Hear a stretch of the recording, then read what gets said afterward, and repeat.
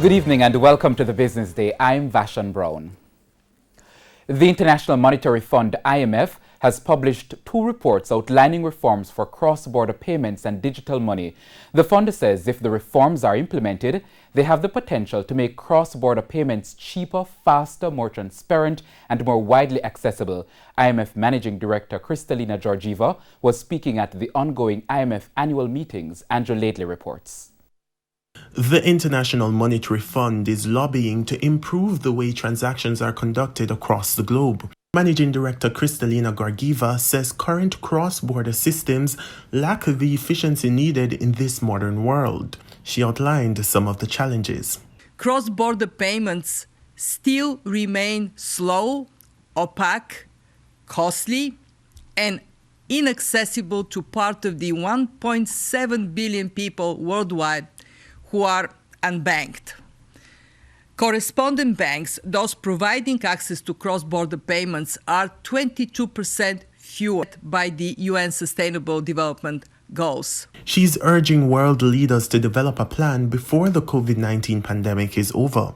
She says a transformed cross-border payment system will help to speed up economic recovery. Fixing these shortcomings will require a concerted and coordinated global effort involving a variety of public and private actors. And it is urgent given the need to spur economic recoveries and counter widespread use of new forms of digital money could make it harder for country authorities to run independent monetary policy and control domestic financial conditions. And as we integrate new technologies, we reap off the benefits of doing so. We also must contain risks. And that can only be done through international cooperation. Andrew Laidley, TVJ News. Regional credit rating agency Caricris has assigned an overall good credit worthiness rating to Supreme Ventures. Caricris says the stable outlook is premised on its expectation that the group's financial performance will continue to be good over the next 12 to 15 months. The credit rating agency notes that these rating strengths are tempered by significant sovereign risk due to Supreme Ventures' high exposure to the Jamaican economy. Currency trading ended today with the US dollar selling for $146.65. The Canadian dollar sold for $113.13.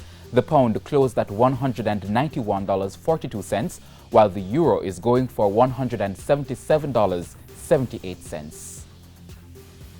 The JC Index lost 2,537 points today, while the Junior Market Index gained 5 points. Among the winners were SSL Venture Capital, Knutsford Express, Margaritaville, Kingston Properties, and Wigton Wind Farm. On the losing side were Cayley Group, GMMB Group 7% preference shares, T-Tech, Mayberry Jamaican Equities, and Key Insurance. And that's the Business Day. I'm Vashan Brown. Have a good evening.